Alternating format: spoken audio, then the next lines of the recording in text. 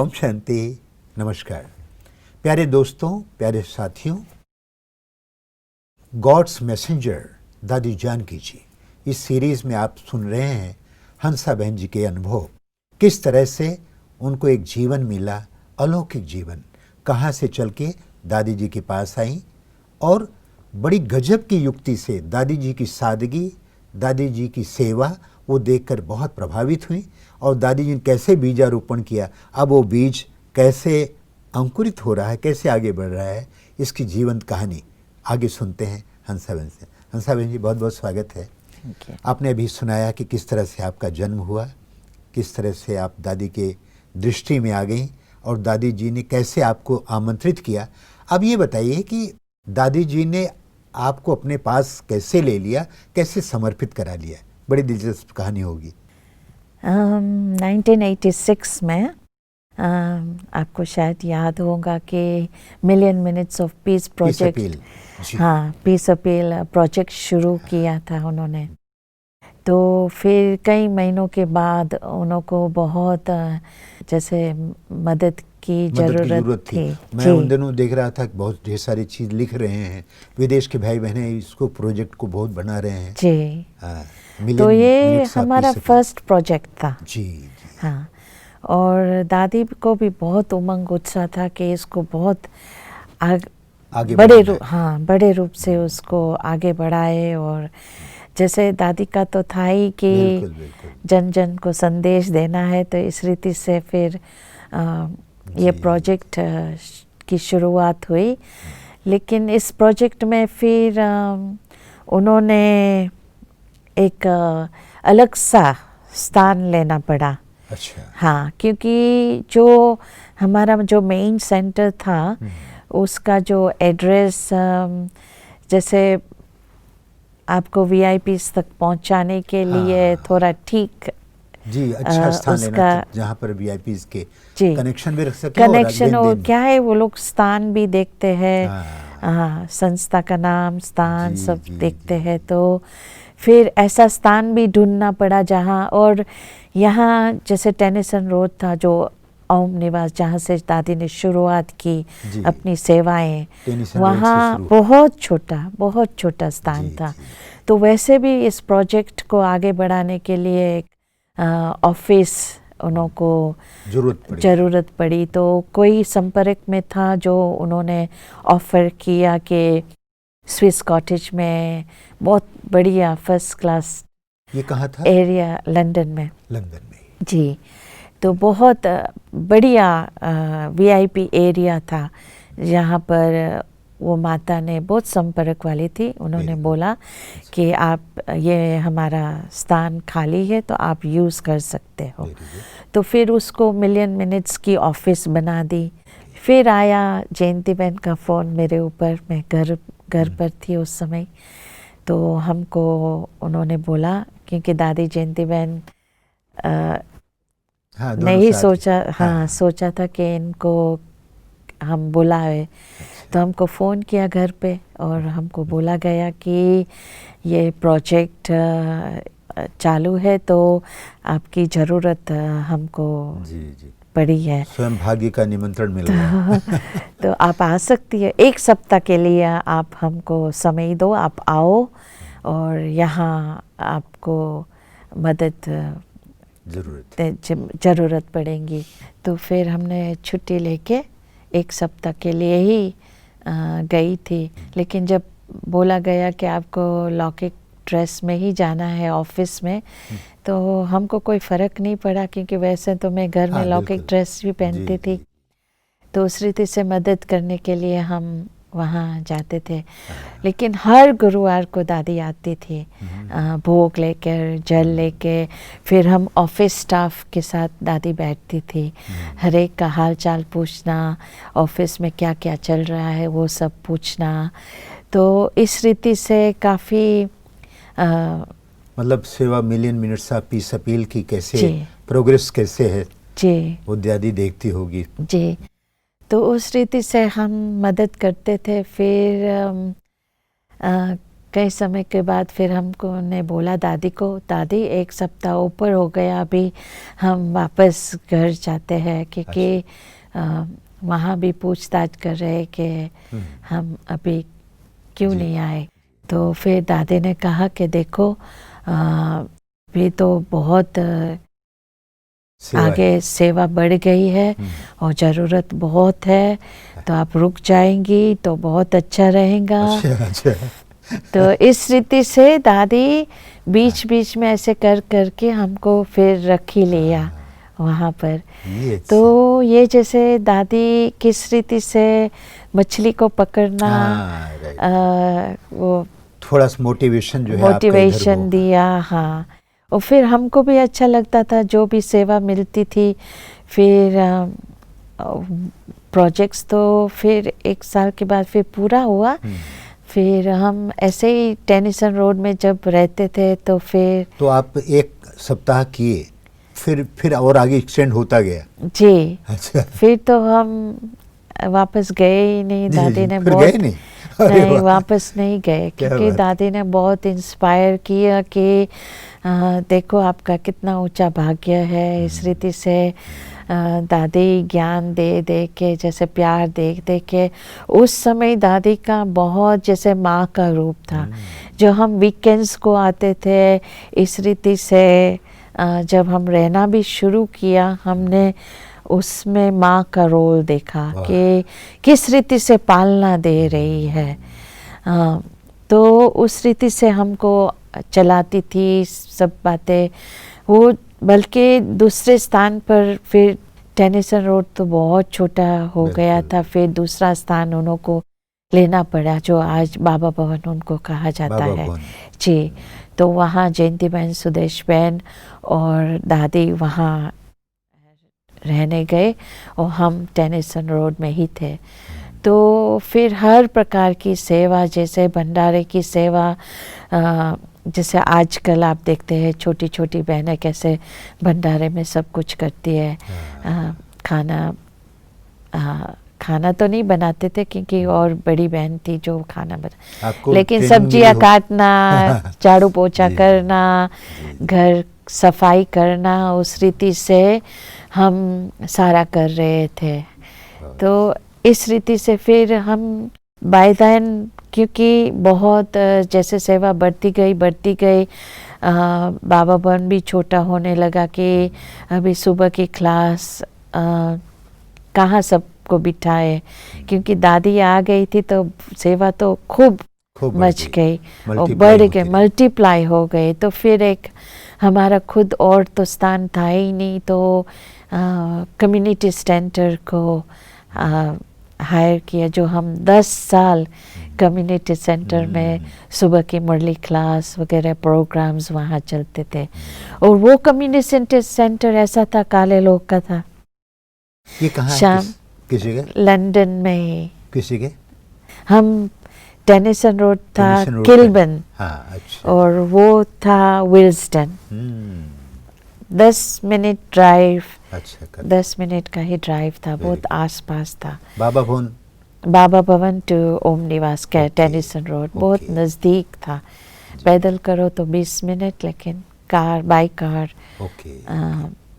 10 minutes. सब आसपास रहा। जी। तो कम्युनिटी सेंटर में क्या होता था कि रात को पार्टियां चलती थी, खूब शराब पीते थे, सिगरेट की बांस, खाना पीना। तो सुबह आके हमारे, ये रात को चलता था इनों का, बाहर वालों का, सुबह आके हमारे भाई बहने बहुत एकदम क्लीन कर देते थे, इतना सफाई करते थे कि जैसे पता भी नहीं चलने देते थे कि रात को कोई पार्टी चलती होगी। अगरबत्ती सब कुछ करना। तो हम जो टेनिसन रोड में रहते थे तो वहाँ से सब भोग बनता था, भोजन बनता था। तो जैसे भोग बनता था तो बड़े बड़े पतीले होते थे, तो जैसे भाइयों का काम हम लोग छोटी छोटी बहनें करती तो पतीले के अंदर घुस जाते थे? नहीं उठाना पड़ता था। अच्छा। हाँ, उठाना, ये भी तो बहुत बड़ी जैसे बड़ी बहनें जब बना लेती थी, फिर हम लोग छोटी बहनें उठा के डिक्की में रखना था, क्योंकि वो पहुंचाना था कम्युनिटी सेंटर में। तो इस रीति से डिक्की में हम रखते थे। और लंदन का वेदर तो सब जानते हैं, कभी स्नो गिरता है, कभी बारिश होती है, कभी फॉगी होती है। तो ऐसी ऐसी वेदर में हमको बहुत ध्यान रखना पड़ता था कि हमारा पाँव ना फिसले, जो ये पतीला गिर जाए। पतीला गिर जाए। तो बहुत ध्यान से हम डिक्की में रखते थे। और कम्युनिटी बड़े बड़े बर्तन आप लोग कैसे उठा लेते थे? हाँ, उठाते थे। 2-3 बहनें रहती थी। 2-3 बहनें हैं, जी, कोई उसमें पावरफुल भी जी जी। यहाँ तो एक भाई का ही काम था, अगर भाई होता तो एक, लेकिन हमारे लिए तो बहुत हैवी होता था। तो फिर हम कार में रखते थे। बहन, आपको सुन करके मुझे अनुभव आया कि मैं जब पहली बार आया 81-82 के करीब में आया, तो हलवा बन रहा था और मैं पहली दफ़ा तो आया था, तो एक तरफ मैंने कढ़ा पकड़ा और एक तरफ दूसरे भाई ने पकड़ा, और संयोग से गुरुवार का दिन था, वो मेरे हाथ से छूट गया। ओहो। तो आधा से ज़्यादा तो हलवा नीचे गिर गया। ओहो। 2 छोटा बचा, जल्दी से उसको भोग लगवाने के लिए भेजा गया और तुरंत ही कढ़ाई चढ़ा के दूसरा बनाया, लेकिन किसी ने कुछ बोला ही नहीं कि आपने ऐसा क्यों कहा। वो मैंने भी सीखा। तो आपकी बात याद आया कि शुरू में होता है तो कैसे होता है, क्योंकि काफ़ी बर्फ़ भी गिरता था, तो हमको ध्यान रखना पड़ता था। तो फिर वो टेनिसन रोड में फिर और भी। तो वहाँ पर भाई नहीं होते थे या कैसे होता था ये? नहीं, क्योंकि हम बहनें सेंटर पर रहती थी। जी जी। तो फिर भाई तो भाई तो आना जाना होता है। हाँ, रुकते तो नहीं थे। तो फिर हम लोग ही चढ़ाते थे कार में। और फिर संडे के दिन बड़े और संगठन हो गया, तो फिर और स्कूल में भी रखना पड़ा। तो अलग अलग स्थानों पर फिर जैसे जैसे संगठन बढ़ता गया, और स्थानों में फिर क्लासेस होती गई रखते। तो उस समय हमारी अच्छी तरह जैसे सेवा की किस रीति से करना है, कैसे करना है, और एडजस्ट कैसे करना है, भिन्न भिन्न प्रकार की बहनें। मतलब आपकी बुनियाद जो है अच्छी पड़ गई जी। 1 हफ्ता के लिए आए और कितने समय तक रहे हैं? जी। फिर लगातार रहे? उसी समय से फिर हमने लौकिक घर को मोड़ के भी नहीं देखा हम। उसी समय बधाई आपको, बड़ी कमाल की बात। 1 हफ्ते मांग करके 1 हफ्ते के लिए आया और हमेशा के लिए रह गए। जी। लेकिन माँ आया करती थी संडेज को, जो हमारे निमित्त थे, जो विष्णु भाई, उनको गुरुवार को मिलती थी। तो बहुत खुश होते थे कि सचमुच अपने तो हमारी जीवन बन गई। तो इस रीति से फिर संगठन में रहना, बहुत सारे बचपना भी था, इतनी मैच्योरिटी नहीं थी। खुशी हुई होगी कि देखो एक ही बार में और यहाँ पर आ गए और जीवन जुड़ गया इतने बड़े कार्य के लिए। जी। तो आपका भाग्य देखे उनको बड़ी खुशी होती होगी कि कहाँ से मोटिवेशन कैसे हो गया इधर। जी। और क्या है, दादी, बड़ी बहनों की दादी की एक कला थी जी, कि एक पौधा जो बीज बोते हैं, फिर कैसे उसको पानी देने कैसे बढ़ाना है, किस रीति से उनकी जो पालना मिली जबरदस्त थी। लेकिन हर एक तो अपने संस्कार लेके आते थे, तो काफ़ी छोटी छोटी बातों में नाराज़ हो जाना, बचपना दिखाना, मूड ऑफ करना। तो दादी बहुत युक्ति से फिर अपनी क्लासेस में वो बात जैसे गहराई से सुनाती थी। तो उस रीति से हम सीखते गए। तो हमने है ना दादी के जीवन से भी बहुत कुछ सीखा। जैसे जरूरी नहीं है कि बोल से ही हमने सब अपनी जीवन को आगे बढ़ा सीखा, लेकिन अपनी उनकी जीवन को देख के ही हम बहुत कुछ सीखे। किस रीति से दादी हर चीज़ करती है, कैसे करती है, क्या करती है। और फिर इस रीति से हम एक दूसरों को जानना, पहचानना, अंदर मोड़ होना। बहुत अच्छी कला थी कि किसी को अगर सिखाना है तो डायरेक्ट ना कह करके उसको कैसे करके करना है, या दूसरे को कहते हैं ना, जिसे कि बहू को कहना हो तो बेटी को कहते हैं। जी। तो अपने यज्ञ में तो ऐसे रहा है, ये बहुत अच्छी बात है। तो क्लासेस से सारा कुछ जो कहना था, अपने क्लासेस भी गहराई से।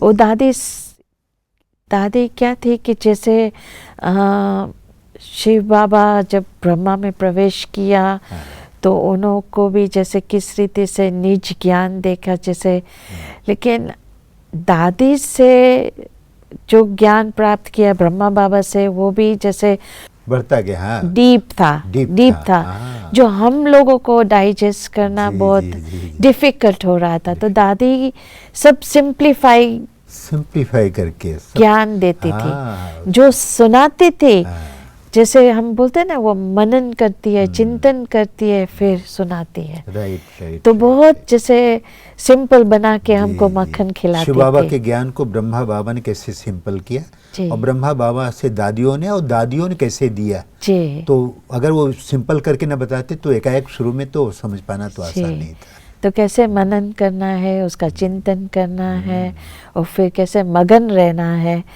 दादी के जीवन से। मुझे लगता है कि फिर दादी के पास आते आते आप हिंदी सीख गए होंगे। जी, हमको बोला गया जयंती बहन ने अच्छा। कि अभी तो आप यहाँ रहती हो तो आपको हिंदी सीखना पड़ेगा, अच्छा। बोलना सीखना पड़ेगा। तो आप बोलते बोलते सीखे या कि अलग सीखे कुछ?